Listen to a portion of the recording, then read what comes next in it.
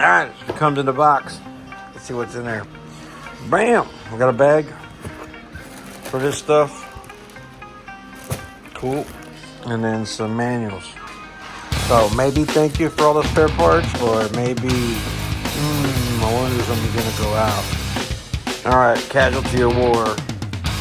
The fuse cover is broken in the box. So that's about the only problem with it right now. We're about to turn it on to see if it lights up or not. And now we're pumping. Pump it up.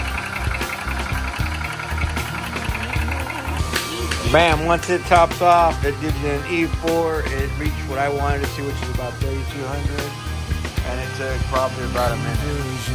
2 minutes, maybe. So bam, with this guy right here, I can fill up my paintball guns and my air rifle. Let's go kill some rabbits.